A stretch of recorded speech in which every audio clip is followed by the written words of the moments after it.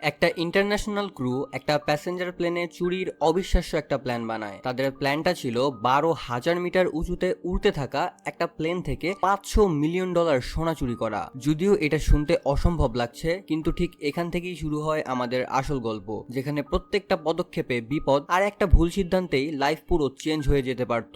গল্পের শুরুটা হয় গর্জিয়াস একটা অকশন হল থেকে। পুরো হলে সিসিটিভি ক্যামেরা এমন ভাবে লাগানো ছিল যে সেখানে কোনো ব্লাইন্ড স্পটই ছিল না। পুলিশ পুরো কনফিডেন্ট ছিল যে এখানে কোনো ভুল হওয়ার সম্ভাবনাই নেই, কিন্তু তাদের বিন্দুমাত্র ধারণা ছিল না যে আজকে এখানে এক্সট্রা অর্ডিনারি কিছু একটা ঘটতে চলেছে। অকশনে ইন্টারন্যাশনাল মাস্টার থিফ সাইরাস একদম স্বাভাবিকভাবে নিজের আসল চেহারা নিয়েই এন্ট্রি করে। তাকে দেখে নিরাপত্তা কর্মীরা সবাই অনেক বেশি অবাক হয়ে যায়, কারণ এই চোরটা কোনো রকমের ভয়ভীতি ছাড়াই একদম প্রকাশ্যে ঘুরে বেড়াচ্ছিল। তার হাঁটার স্টাইল আর তার চোখে মুখে আলাদাই এক ধরনের কনফিডেন্স ছিল। পুলিশ তখন তার প্রত্যেকটা মুভমেন্টের উপরে কড়া নজর রাখতে শুরু করে। সাইরাস সোজা অকশন হলের মাঝখানে গিয়ে বসে পড়ে। সে একদম শান্ত থাকে। কিছুক্ষণ পর সে একটা এনএফটি আইটেমের উপরে বিড করে, যার প্রাইস ছিল $20 মিলিয়ন।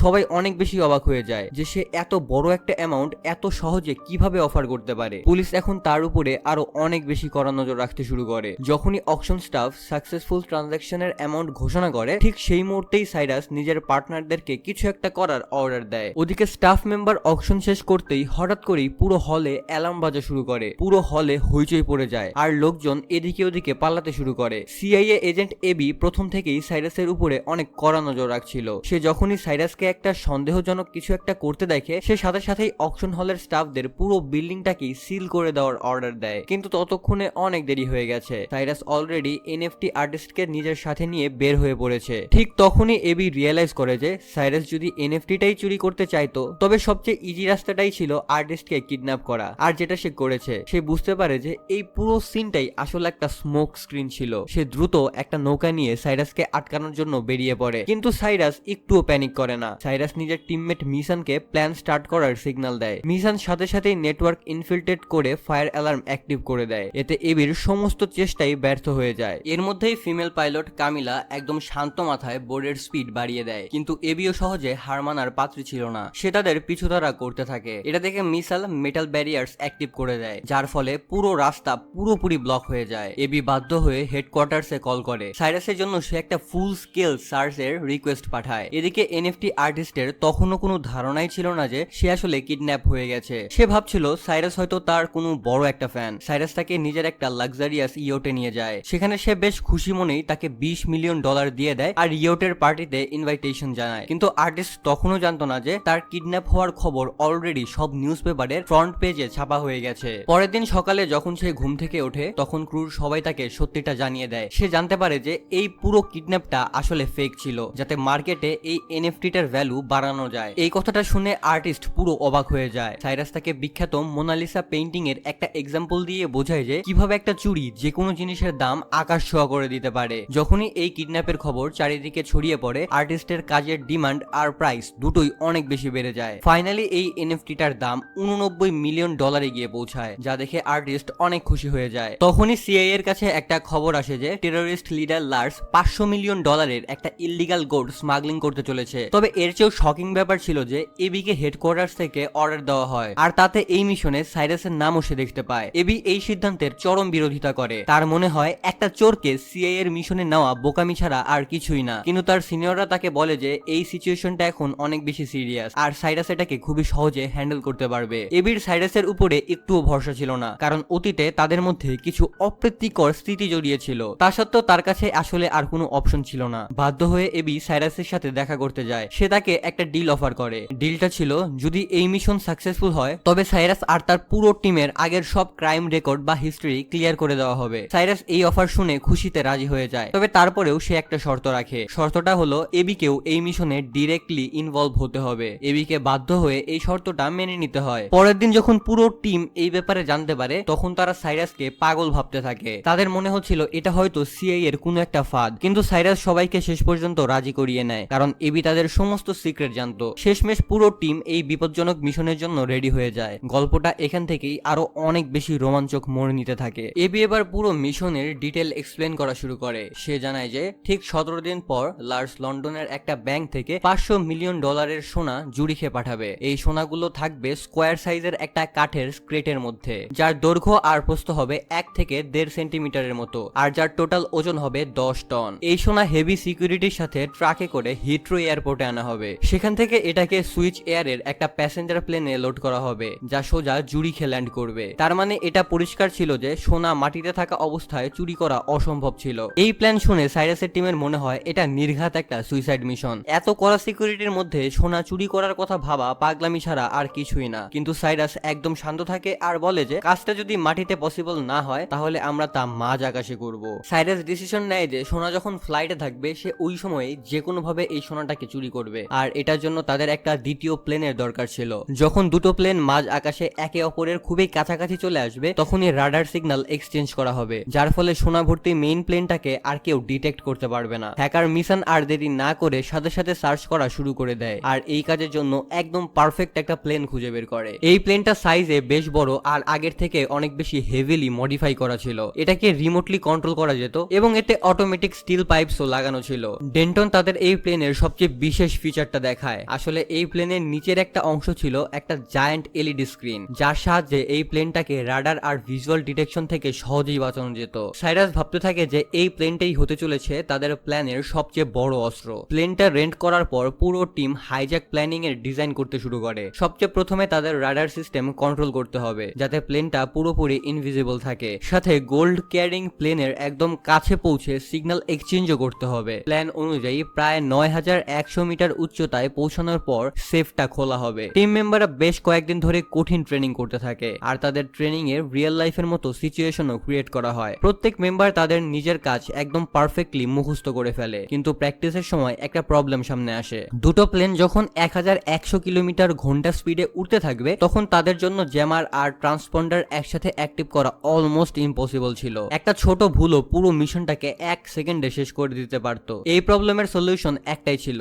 এয়ারলাইন্সের ভেতর থেকে একজন ইনসাইডারের সাহায্য প্রয়োজন যে সঠিক সময়ে সিস্টেমটাকে ম্যানিপুলেট করবে। এবির মাথায় সাথে সাথে একজনের নাম আসে যে ছিল হ্যারি। হ্যারি হুইল চেয়ার ব্যবহার করত কারণ সে হাঁটতে পারত না। হ্যারি ছিল সিআই এর ইনসাইডার আর সে এয়ারলাইন্সে কাজ করত। হ্যারি প্যাসেঞ্জার ফ্লাইটের কিছু ট্রান্সপোর্ট স্টাফদেরকেও পার্সোনালি চিনত। সাইরাস তাকে সরাসরি $1 মিলিয়ন অফার করে যাতে সে টেম্পোরারি তাদের টিমে জয়েন করে। এত টাকা দেখে হ্যারিও রাজি হয়ে যায়। এরপর পুরো টিম দিনরাত এক করে প্রস্তুতি নিতে থাকে। কেউ ঘুমায় না, কেউ একটু আরাম করে না। তারা প্রত্যেকটা সেকেন্ডের সঠিক ব্যবহার করছিল কারণ এখানে কোনো ভুলের স্কোপ ছিল না। একটা ভুল তাদের সবাইকে মেরে ফেলতে পারত। এরপরে মিশন সবাইকে একটা সিগন্যাল জ্যামার ডিভাইস দেখায় যেটাকে প্যাসেঞ্জার প্লেনে ইনস্টল করতে হবে, কিন্তু সমস্যা ছিল সেটা দেখতে হুবহু একটা বোমের মতো। এবি সাজেস্ট করে যে ডিভাইসটাকে পার্টস বাই পার্টস ডিসেম্বল করে নেওয়া হবে। টিমের প্রত্যেকটা মেম্বার একটা করে পার্টস নিয়ে নর্মাল প্যাসেঞ্জার সেজে প্লেনের ভেতরে উঠবে। সিকিউরিটির যেন কোনো রকম সন্দেহ না হয় তাই সবাই আলাদা আলাদা ভাবে প্লেনে উঠবে। এরপর প্লেনের ভেতরে গিয়ে পুরো ডিভাইসটাকে আবারও অ্যাসেম্বল করা হবে। সমস্ত প্রিপারেশন কমপ্লিট হতেই ফাইনালি তাদের মিশনের দিন চলে আসে। টিম মেম্বাররা সাধারণ প্যাসেঞ্জারের মতো করেই প্লেনে চড়ে বসে। কেউ ছিল বিজনেস ক্লাসে, কেউ ছিল ইকোনমিক ক্লাসে। গোল্ড রাখা ছিল কার্গো হোল্ডে কড়া নজরদারিতে। কিন্তু ঠিক তখনই একটা আনএক্সপেক্টেড ঘটনা ঘটে যায়। ইঞ্জিনিয়ার লুক হঠাৎ করেই পালিয়ে যায়। সাইরাস এই খবর পাওয়া মাত্রই বেশ ভয় পেয়ে যায় কারণ লুকের কাছে জ্যামারের একটা ইম্পর্টেন্ট পার্ট ছিল। সাইরাস সাথে সাথে মিশনের কাছে একটা সলিউশন জানতে চায়। এর মধ্যেই কামিলা তাদের স্টেলথ প্লেনটা নিয়ে প্যাসেঞ্জার প্লেনের ঠিক পেছন পেছন আসছিল। আকাশে দুটো প্লেনের মাঝখানে দূরত্ব অনবরত কমে আসছিল। মিশন পুরো কেবিন স্ক্যান করে দেখতে পায় যে মোট 5 জন বডিগার্ড প্যাসেঞ্জার প্লেনের স্টেজ সিটে বসে আছে। দুজন ছিল ফার্স্ট ক্লাসে আর বাকি 3 জন ইকোনমিক ক্লাসে। সে টিমকে সাথে সাথে অ্যালার্ট করে দেয়। প্লেন ক্রুজিং অল্টিটিউডে পৌঁছাতেই প্যাসেঞ্জাররা কেবিনে মুভ করার পারমিশন পেয়ে যায়। টিম মেম্বাররা একে একে ইকোনমিক ক্লাসের রেস্টরুমে যায় আর ডিভাইসের পার্টস গুলো সেখানে লুকিয়ে রাখে। এরপরে এবি একটা ব্যাগ নিয়ে পার্শিয়াল অ্যাসেম্বল হওয়া ডিভাইসটা নিয়ে ফার্স্ট ক্লাসের রেস্টরুমের দিকে রওনা দেয়, কিন্তু তার নার্ভাস আর বডি ল্যাঙ্গুয়েজ দেখে একজন বডিগার্ডের মনে সন্দেহ হয়। ঠিক তখনই প্লেনের একটা হেভি ঝাঁকুনি আসে আর এর ফলে এবির হাত থেকে ডিভাইসটা নিচে পড়ে ভেঙে যায়। সে বেশ ভয় পেয়ে যায় আর বুঝতে পারছিল না যে এখন সে কি করবে। ঠিক তখনই সাইরাস দৌড়ে সেখানে আসে আর তাকে হেল্প করে। এর মধ্যেই কামিলা নিজের প্লেনটাকে একদম পারফেক্টলি অ্যালাইন করে ফেলেছিল, কিন্তু জ্যামার তখনও পুরোপুরি অ্যাসেম্বল করা হয়নি। ওদিকে রেস্টরুমের দরজায় বডিগার্ড জোরে জোরে নক করতে শুরু করে। তখন এবি ভেতর থেকে অন্যরকম আওয়াজ করা শুরু করে, যা শুনে বডিগার্ড সেখান থেকে চলে যায়। সাইরাস দ্রুত ডিভাইসটা রিপেয়ার করে আর অবশেষে জ্যামার অ্যাক্টিভ হয়ে যায়। ওই সেম মোমেন্টেই কামিলা ওয়েক টার্বুলেন্সের সুযোগ নিয়ে নিজেকে প্যাসেঞ্জার প্লেনের একদম পেছনে লক করে নেয়। সিগন্যাল এক্সচেঞ্জ সাকসেসফুল হতেই দুটো প্লেন রাডার থেকে এক নিমেষে হাওয়া হয়ে যায়। মিশন এখন তার সবচেয়ে বিপজ্জনক ফেজে ছিল। ঠিক ওই সময়ে এয়ার ট্রাফিক কন্ট্রোল সেন্টারে থাকা হ্যারি নিজের কাজ করতে শুরু করে। সে পাইলটকে একটা ফলস ওয়েদার রিপোর্ট পাঠায় আর জানায় যে জুরিখে আবহাওয়া খুবই খারাপ। সে ক্যাপ্টেনকে রিকোয়েস্ট করে যে যেন এমার্জেন্সি ল্যান্ডিং এর জন্য প্লেনটাকে বরফাবৃত পাহাড়ের মাঝখানে একটা এয়ারপোর্টের দিকে ঘুরিয়ে দেওয়া হয়। হ্যারি নিজের কাজ শেষ করেই কামিলাকে সিগন্যাল পাঠায়। কামিলাও দেরি না করে পরের স্টেপ এক্সিকিউট করে। সে রাডার জ্যাম করার জন্য একটা ড্রোন রিলিজ করে দেয় আর প্যাসেঞ্জার প্লেন থেকে নিজের দূরত্ব বাড়িয়ে নেয়। এখন দুটো প্লেনই পুরোপুরি তাদের কন্ট্রোলে ছিল।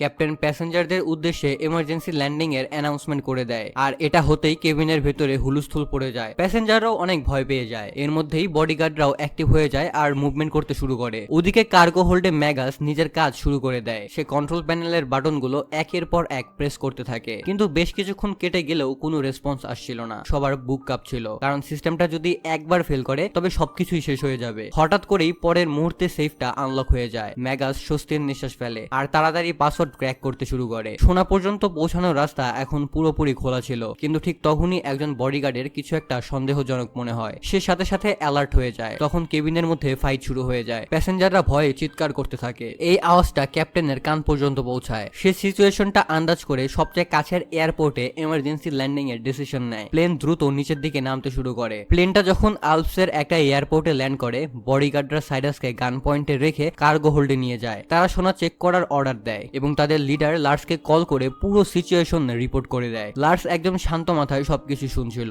বডিগার্ড তাকে জানায় যে প্লেন এখন আলপসের এয়ারপোর্টে ল্যান্ড করেছে, কিন্তু তারা একটা ব্যাকআপ প্লেনও রেডি করে রেখেছে। লার্স একদম ঠান্ডা মাথায় নিজের লোকদের অর্ডার দেয় সোনা আর চোর দুটোকেই একসাথে বন্দি করে যেন নিয়ে আসা হয়। বডিগার্ডরা সাইরাস, এবি আর কামিলাকে গান পয়েন্টে রেখে প্লেন থেকে নিচে নামায়। কামিলা সিচুয়েশনটা বোঝারও সময় পায় না আর সে বন্দি হয়ে যায়। এখন খেলা পুরোপুরি ঘুরে গিয়েছিল। ওদিকে সোনা অন্য একটা জায়গায় শিফট করার তোড়জোড় শুরু হয়ে যায়। কামিলার মাথায় বন্দুক ঠেকিয়ে তারা ওই ব্যাকআপ প্লেনটাও উড়াতে বাধ্য করে। মাঝ আকাশে এবার টেনশন ছড়িয়ে পড়ে। সিআই এর হেডকোয়ার্টার্সে বসে থাকা সিনিয়ররাও এতক্ষণে রিয়েলাইজ করে ফেলে যে এবি আর তার পুরো টিম একটা সিরিয়াস ঝামেলার মধ্যে ফেসে গেছে। সাথে সাথে ট্র্যাকিং অর্ডার জারি করা হয় আর স্যাটেলাইট গুলো অ্যাক্টিভ করে দেওয়া হয়। ব্যাকআপ প্লেনটা আস্তে আস্তে টেক অফ করে। ঠিক সেই সময় কামিলা সিক্রেটলি একটা সিগন্যাল পাঠায়। সাইরাস সেই সিগন্যালটা বুঝতে পারে আর এবিকে সিট বেল্ট শক্ত করে বাঁধতে বলে। পরের সেকেন্ডেই প্লেনটা অনেক জোরে জোরে দুলতে শুরু করে আর বডিগার্ডরা ফ্লোরের উপরে আছড়ে পড়ে। পুরো প্লেনে আবারও বিশৃঙ্খলা শুরু হয়ে যায়।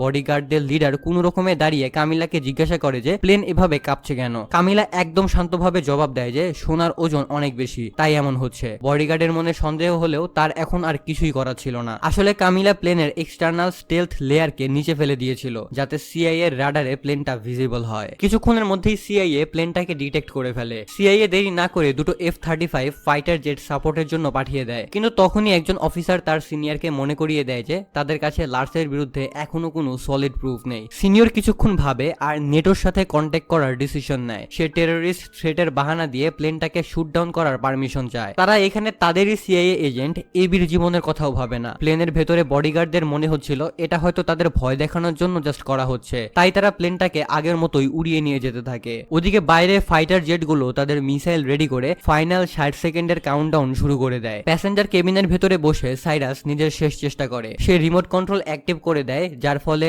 ভেতরের স্টিল পাইপগুলো আচমকা বেরিয়ে আসে আর বডিগার্ডদেরকে ফেলে দেয়। পরিস্থিতি আরো একবার পাল্টে যায় আর পুরো কন্ট্রোল এখন সাইরাসের টিমের হাতে চলে আসে। সাইরাস বডিগার্ডদের নিয়ন্ত্রণে নিয়ে আসতেই এবি দ্রুত রিমোট কন্ট্রোলটা তুলে নেয়। সে প্লেনের নিচে থাকা এলইডি স্ক্রিনের সাহায্যে বড় বড় অক্ষরে সিভিলিয়ান শব্দটা লিখে দেয়, যেটা বাইরে থেকে একদম পরিষ্কারভাবে দেখা যাচ্ছিল। নিজেদের বাঁচানোর জন্য এটাই ছিল তাদের শেষ চেষ্টা। ঠিক ওই সময়ে ককপিটে বসে কামিলা প্লেনটাকে উল্টো ঘুরিয়ে দেয়। নেটোর ফাইটার জেটগুলো এটি দেখে তাদের অ্যাটাক থামিয়ে দেয়, কিন্তু প্লেনটা এখন খুবই দ্রুত নিচের দিকে নামতে শুরু করে, যা সিচুয়েশনটাকে আরো অনেক বেশি বিপজ্জনক করে তোলে। এবি এই সুযোগটাকে কাজে লাগায় আর রিমোট দিয়ে কার্গো হোল্ডের জায়গাটা ওপেন করে দেয়। সাইরাসের সাথে ধস্তাধস্তি করতে থাকা বডিগার্ডটা নিজের ব্যালেন্স হারিয়ে প্লেন থেকে নিচে পড়ে যায়। এরপরে সাইরাস আর এবি ককপিটের দিকে দৌড়ায়। সেখানে কামিলা তখনও একজন বডিগার্ডের সাথে লড়াই করছিল। তারা তিনজন মিলে কোনো রকমে তাকেও কন্ট্রোলে নিয়ে আসে, কিন্তু ততক্ষণে প্লেনটা পুরোপুরি ড্যামেজড হয়ে গিয়েছিল। সাইরাস পাইলটের সিটে বসে নিজের পুরো শক্তি দিয়ে প্লেনটাকে উপরের দিকে ওঠানোর চেষ্টা করে। ঠিক তখনই একটা অংশ ভেঙে গিয়ে প্লেনের টেইল ফিনের সাথে ধাক্কা খায়, যার ফলে প্লেন এখন পুরোপুরি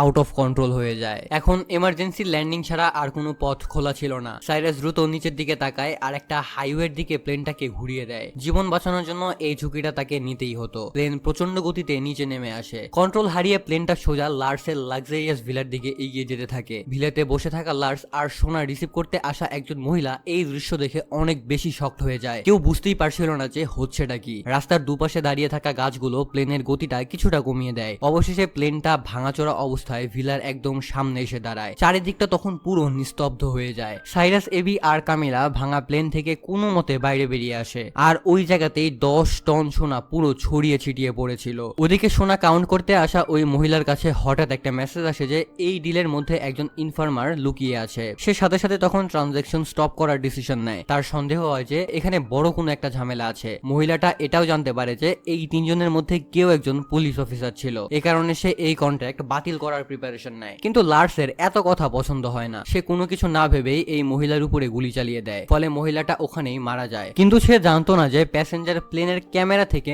মাইয়ের ছেলে অলরেডি পুরো মার্ডারের সিনটা রেকর্ড করে ফেলেছে। লার্স যখন রাগের সাথে চেঁচিয়ে জিজ্ঞাসা করে তোমাদের মধ্যে পুলিশ অফিসারটাকে, তখন সাইরাস সামনে এগিয়ে আসে। লার্স বন্দুক উঠিয়ে চিৎকার করে তাকে মারতেই যাবে, তখনই হঠাৎ করেই পুলিশ ফোর্স সেখানে চলে আসে আর চারপাশ থেকে তাদেরকে ঘিরে ফেলে। লার্স এবার ঘাবড়ে গিয়ে উল্টো সাইরাস আর তার টিমের উপরেই ইল্লিগাল ট্রেসপার্সিং এর দোষ দিতে থাকে। সে নিজেকে বাঁচানোর আপ্রাণ চেষ্টা করছিল, কিন্তু কিছুক্ষণের মধ্যেই পুরো সিন চেঞ্জ হয়ে যায়। সাইরাস পুলিশকে আসল ঘটনা খুলে বলে যে কিভাবে লার্স গোল্ড স্মাগলিং আর মার্ডার করেছে। ঠিক তখনই প্লেনের উপরে প্রজেক্টেড হওয়া ফুটেজে লার্সের করা ওই খুনের এভিডেন্স সবাইকে দেখানো হয়। লার্সের কাছে এখন বাঁচার আর কোনো রাস্তা ছিল না। সে তখন নিজের অপরাধ স্বীকার করে নেয়। তার পুরো প্ল্যান ওখানেই শেষ হয়ে যায়। কিছুক্ষণ পর সিআইএ টিমও সেখানে এসে পৌঁছায়। এবি নিজের ডিপার্টমেন্টের এমন নোংরা রূপ দেখে ভেতর থেকে পুরো ভেঙে পড়েছিল। সাইরাস বুঝে যায় যে তাদের এখন এখান থেকে চলে যেতে হবে। কামিলা একটা বোট রেডি করে আর সাইরাসের সাথে বেরোনোর প্রিপারেশন নেয়। এবি তখন তার সিনিয়রকে জিজ্ঞাসা করে যে নেটোকে প্লেন শুটডাউনের অর্ডার সেই দিয়েছিল কিনা, যদিও উত্তরটা সে আগে থেকেই জানতো। রেগে গিয়ে এবি তার সিনিয়রকে অনেক জোরে একটা ঘুষি দেয়। তারপরে সে নিজের সিআইএ এর ব্যাজটা মাটিতে ছুঁড়ে ফেলে সিআইএ থেকে পার্মানেন্টলি রিজাইন করে। তার মুখে এখন অদ্ভুত ধরনের একটা শান্তি ছিল। এরপরে এবি আর পেছনে না ফিরে সরাসরি সাইরাসের বোটে গিয়ে উঠে পড়ে। এখন এবির রাস্তা পুরোপুরি চেঞ্জ হয়ে গিয়েছিল। গল্পটা এখন আবারও একটা শকিং পয়েন্টের দিকে এগিয়ে যায়। বোট যত সামনে এগোচ্ছিল পেছনের ওই বিশৃঙ্খলা আস্তে আস্তে তত দূরে সরে যাচ্ছিল। সাইরাস এবিকে শান্ত করার চেষ্টা করে। সমুদ্রের হাওয়া এসে তাদের চোখে মুখে লাগছিল, আর লাইফে ফার্স্ট টাইমের জন্য এবির মনে হয়েছিল যে সে এবার সত্যি সত্যি স্বাধীন হয়ে গেছে। ঠিক তখনই সাইরাস তাকে বলে যে এখন পুরো প্ল্যানটা তার জানা উচিত। সাইরাস এবিকে জানায় যে এই মিশনটা শুরু থেকেই সিআই এর জন্য ছিল না। এটা শুনে এবি অনেক বেশি শক্ট হয়ে যায়। সে ভেবেছিল সোনা ফাইনালি সিআই এর হাতেই যাবে, কিন্তু সাইরাস হালকা হেসে বলে যে সে কোনোদিন সিআইএ কে ট্রাস্টই করেনি। সাইরাস পুরো ব্যাপারটা এক্সপ্লেন করে বলে যে ব্রাসেলসে যখন হ্যারিকে রিক্রুট করা হয়েছিল তখন তাদের আসল প্ল্যানটা এক্সিকিউট হয়ে গিয়েছিল। ঠিক ওই সময়ই ম্যাগাস আসল সোনাগুলোকে ফেক গোল্ড দিয়ে রিপ্লেস করে দিয়েছিল। ওই নকল সোনাগুলো আসলে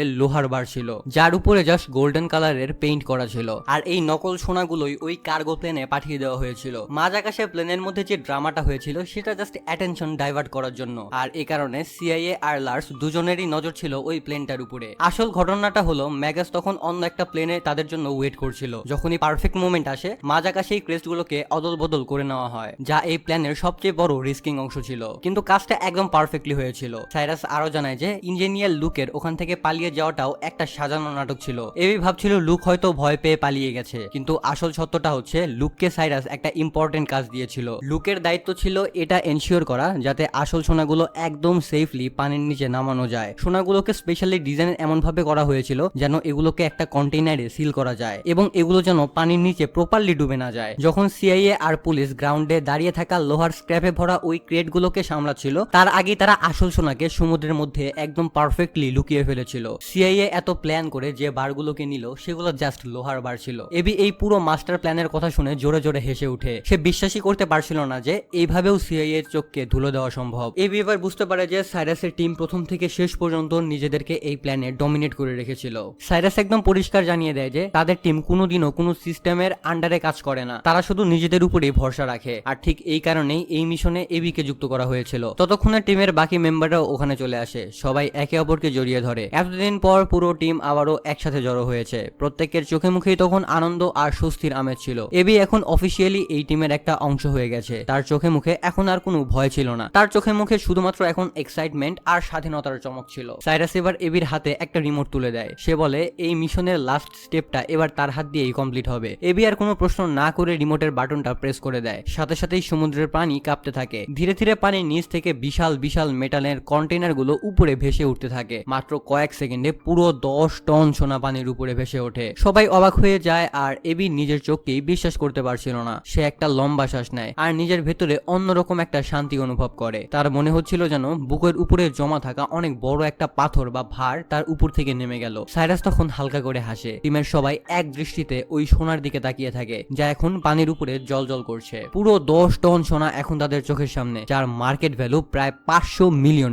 এটাই সেই সোনা যার জন্য তারা এত বড় যুদ্ধ লড়েছে। এবি কিছুক্ষণের জন্য একদম চুপ হয়ে যায় এবং তার পুরনো লাইফের কথা তার মনে পড়ে, যেখানে তাকে অনেক বেশি অর্ডার ফলো করতে হতো আর অনেক বেশি প্রোটোকলের মধ্যে দিয়ে যেতে হতো। সে রিয়েলাইজ করে যে সে এখন একদম পারফেক্ট একটা ডিসিশন নিয়েছে। সাইরাস স্বীকার করে যে সোনা চুরির এই প্ল্যানটা সে এবির কাছ থেকে জেনে শুনেই লুকিয়েছিল, কারণ সে যদি এটা এবিকে বলতো তাহলে সিআইএ এর প্রেসারে হয়তোবা এবি অনেক বেশি প্রেসারে পড়ে যেত বা মেন্টালি ভেঙে যেত। এবিও তখন তার কথা বুঝতে পারে। টিমের বাকি মেম্বাররাও তখন এবিকে অফিসিয়ালি এই টিমে স্বাগত জানায়। প্রত্যেককে সাইরাসের লিডারশিপের অনেক বেশি প্রশংসা করতে থাকে। সাইরাস তখন টিমকে বলে তাদের পথ এখানেই শেষ না, এটা জাস্ট তাদের নতুন একটা শুরু। সামনে তাদের জন্য অনেক বড় বড় মিশন অপেক্ষা করছে। আর এরই মধ্যে দিয়ে আজকের এই মুভিটা শেষ হয়ে যায়। মুভিটা তোমাদের কাছে কেমন লাগলো সেটা অবশ্যই কমেন্টে আমাকে জানিয়ে দিও। ভালো লাগলে ভিডিওটাতে লাইক দিয়ে চ্যানেলটাকে অবশ্যই সাবস্ক্রাইব করে দিও। আজকের মতো আমি এখানেই বিদায় নিচ্ছি।